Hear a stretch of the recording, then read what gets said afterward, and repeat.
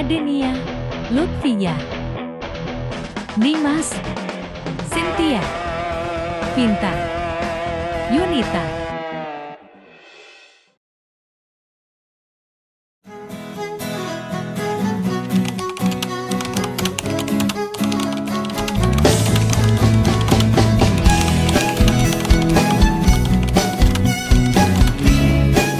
Halo, perkenalkan, nama saya Adenia Salsabila, mahasiswa Prodi D3 Akuntansi dengan NIM 1904311044. Halo, perkenalkan, nama saya Lutfia Banarsaj, mahasiswa Prodi D3 Akuntansi dengan NIM 19053111053. Terima kasih. Halo, perkenalkan, nama saya Nimas Ayunur Anissa, mahasiswa Prodi D3 Akuntansi dengan NIM 19043111059. Hai, nama saya Cynthia Nurul Aini, mahasiswa Prodi D3 Akuntansi dengan NIM 19043111012. Halo, saya Vinta Kristiani, mahasiswa program studi D3 Akuntansi dengan NIM 19043111055. Halo, aku Yunita Sari dari Prodi D3 Akuntansi dengan NIM 19043111002. Hatur nuhun. Mari kita bahas tentang negara konstitusi. Yang pertama, pengertian negara. Yang kedua, pengertian konstitusi. Yang ketiga, pentingnya konstitusi bagi negara. Yang keempat, Undang-Undang 1945 sebagai konstitusi negara Indonesia. Yang kelima, perilaku konstitusi.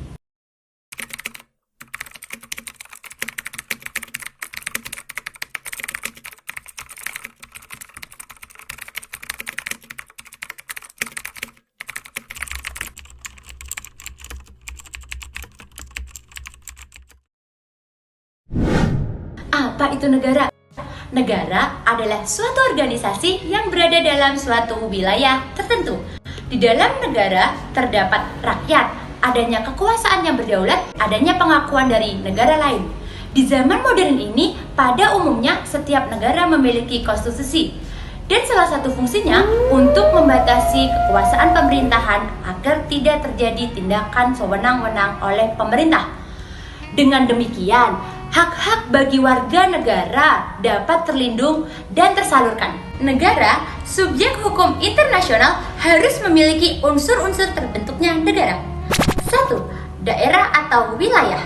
Memiliki wilayah untuk mendirikan suatu negara dengan kedaulatan penuh yang terdiri dari darat, laut, dan udara sebagai satu kesatuan. 2. Rakyat. Memiliki rakyat diperlukan ada kumpulan orang-orang yang tinggal di negara tersebut. Tanpa adanya rakyat pada suatu negara, maka pemerintahan tidak akan berjalan. 3. Pemerintah yang berdaulat. Pemerintahan terdiri atas susunan penyelenggara negara seperti lembaga yudikatif, lembaga legislatif, lembaga eksekutif, dan lain-lain. Tujuannya untuk menyelenggara kegiatan pemerintah yang berdaulat. 4. Mendapatkan pengakuan dari negara.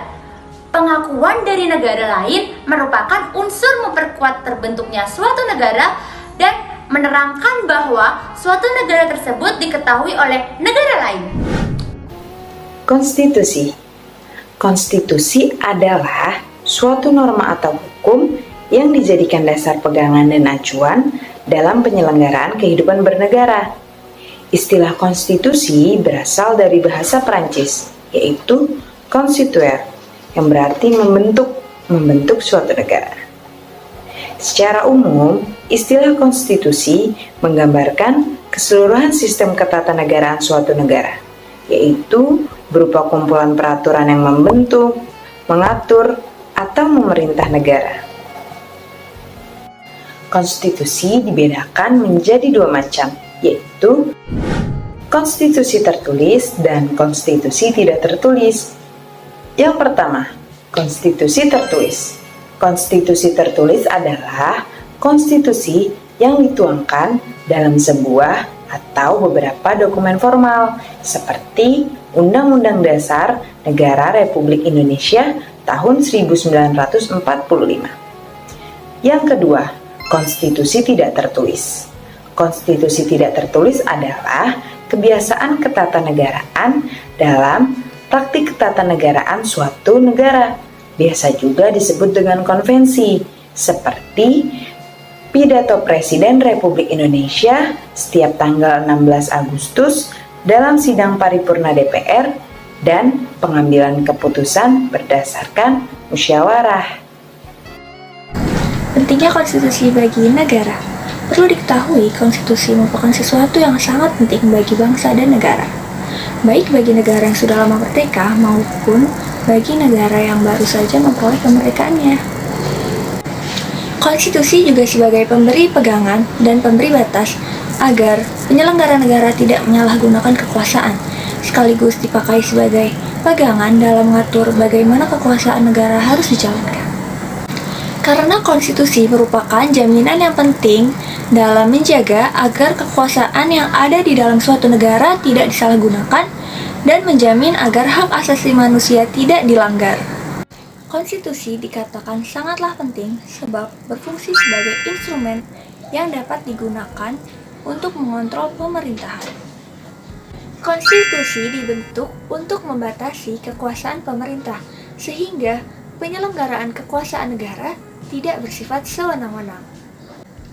Dan tujuan dibentuk konstitusi adalah untuk membatasi tindakan sewenang-wenang pemerintah, menjamin hak-hak warga negara, dan untuk merumuskan pelaksanaan kekuasaan yang berdaulat.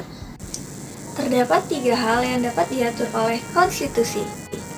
Yang pertama, jaminan hak asasi manusia bagi seluruh warga negara dan penduduknya. Yang kedua, sistem ketatanegaraan yang mendasar. Dan yang ketiga, kedudukan, tugas, dan wewenang lembaga-lembaga negara. Undang-Undang Dasar 1945 sebagai Konstitusi Negara Indonesia. Undang-Undang Dasar pertama kali ditetapkan pada tanggal 18 Agustus 1945 oleh PPKI. Dan dalam sejarahnya, sejak proklamasi sampai dengan sekarang, Indonesia telah memberlakukan 3 macam undang-undang dasar dalam 4 periode. Undang-undang yang pertama berlaku di Indonesia adalah UUD 1945, yaitu periode 18 Agustus 1945 sampai dengan 27 Desember 1949, atau yang kita kenal juga sebagai Undang-Undang Proklamasi. Undang-undang ini terdiri dari bagian pembukaan, batang tubuh yang berisi 16 bab, 37 pasal, yaitu 4 pasal aturan peralihan dan 2 ayat aturan tambahan dan juga bagian penjelasan.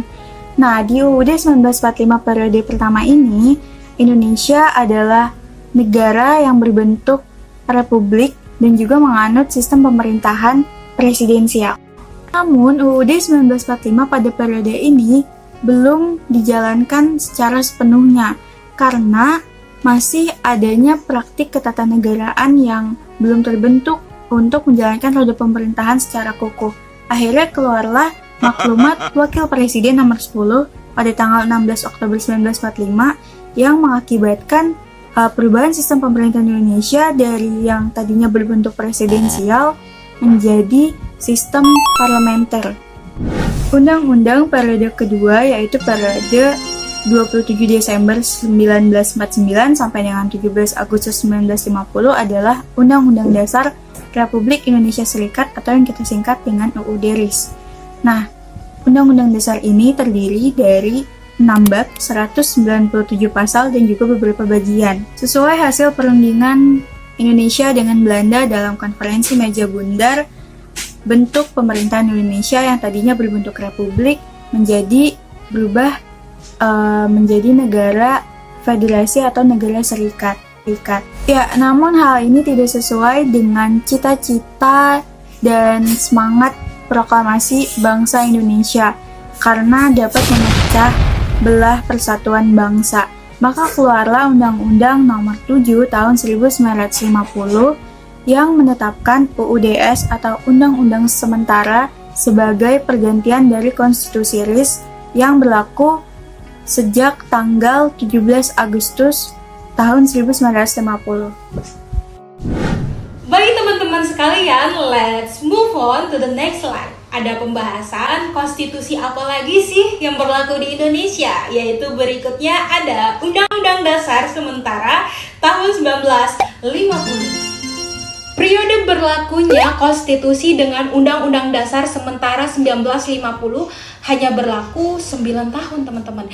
Terhitung dari 17 Agustus 1950 sampai dengan 5 Juli 1959. UUDS 1950 terdiri dari 6 bab dan 146 pasal juga beberapa bagian.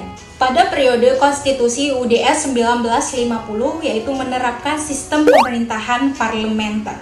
Sistem pemerintahan parlementer adalah di mana pemerintah sebagai eksekutif bertanggung jawab kepada parlemen. Dan parlemen di sini mempunyai kekuasaan yang besar dan mempunyai kewenangan untuk mengawasi eksekutif. Lalu, tugas eksekutif ini dibebankan kepada para menteri-menteri yang bisa bekerja secara sendiri-sendiri maupun bersama-sama. Berat sama dipikul, ringan sama dijinjing. Dan ketua parlemen sebagai kepala negara tidak bisa diganggu-gugat dan dia tidak pernah bisa disalahkan. Kalau kata orang kampung saya mah bilang, the king never do wrong. Dan selanjutnya dibentuk Konstituante Republik Indonesia. Apa sih itu? Konstituante RI adalah Dewan Perwakilan yang emang dibentuk untuk membuat konstitusi baru bagi Republik Indonesia, menggantikan Undang-Undang Dasar Sementara 1950. Gitu. Teman-teman tahu nggak sih kenapa dari konstitusi RIS lalu berubah lagi menjadi UUDS 1950? Jadi ceritanya begini teman-teman. Karena bentuk susunan federasi atau serikat yang sebelumnya nampaknya bukan bentuk susunan yang dikehendaki oleh negara Indonesia. Tahu dari mana? Hal ini terbukti dengan adanya tuntutan dari berbagai daerah untuk bergabung dengan Negara Republik Indonesia RI Yogyakarta yang tetap memperjuangkan terbentuknya Negara Kesatuan Republik Indonesia sebagaimana yang dicita-citakan sejak 17 Agustus tahun 45. Wow. Penggabungan tersebut ternyata memang sudah ada ketentuannya di dalam konstitusi RIS, yaitu terdapat dalam pasal 44.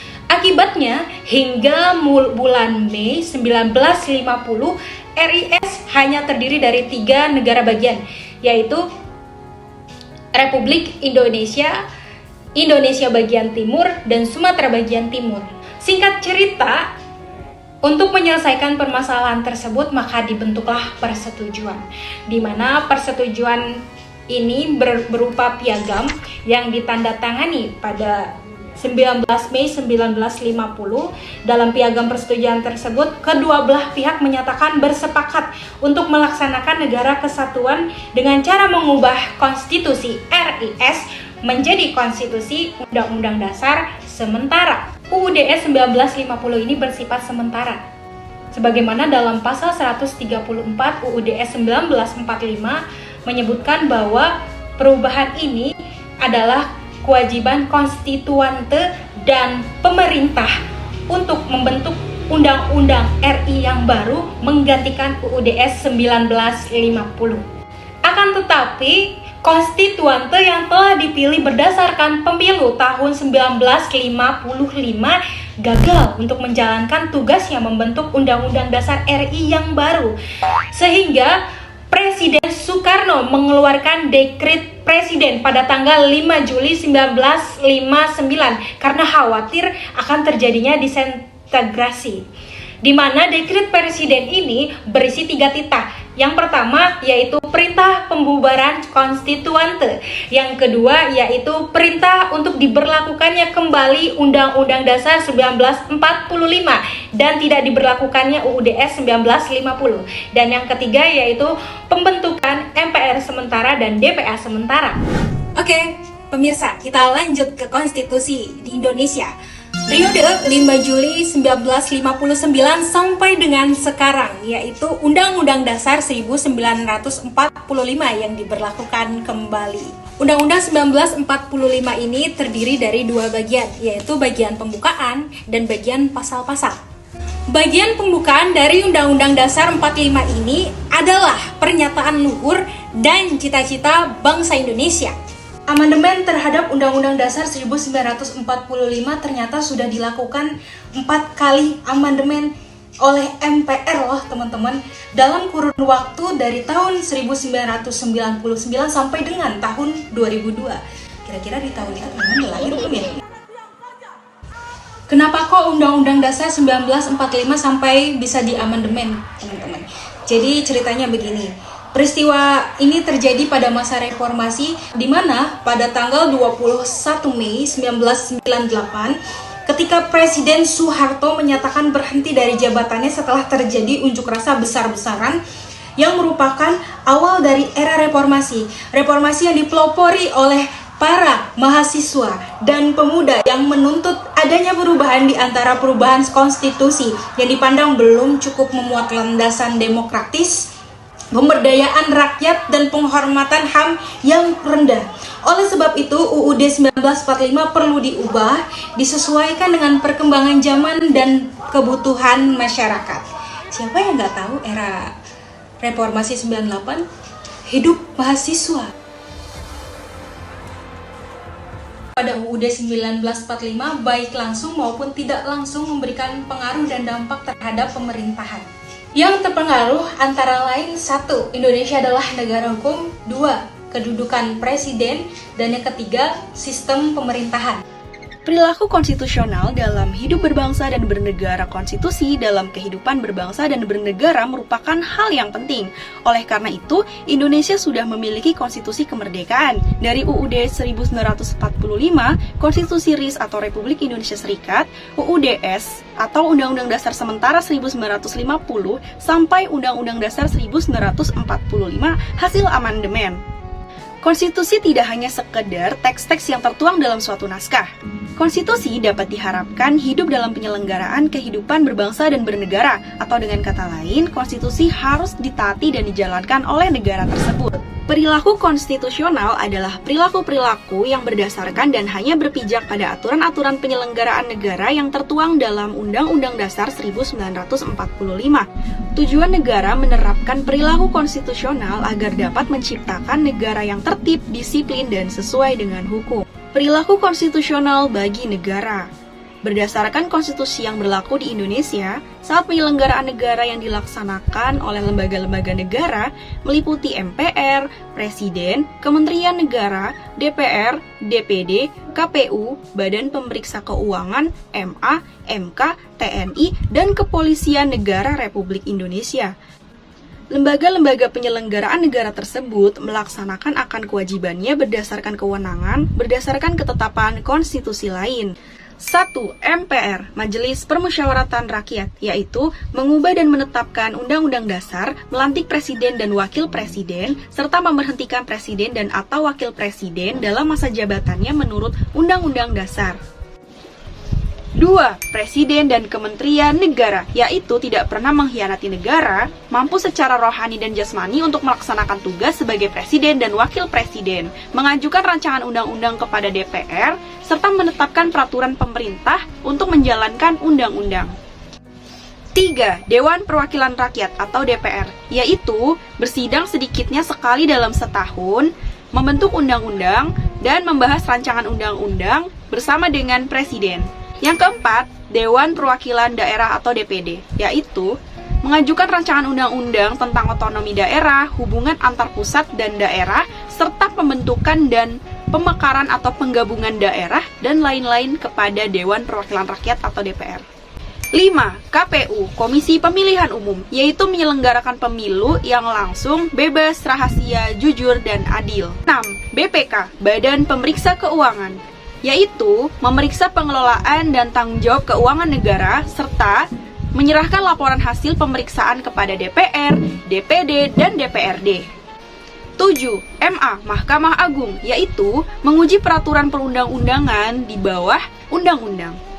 8. Mahkamah Konstitusi atau MK, yaitu memutuskan sengketa kewenangan yang diberikan Undang-Undang Dasar serta memutuskan pembubaran partai politik, perselisihan tentang hasil pemilihan umum.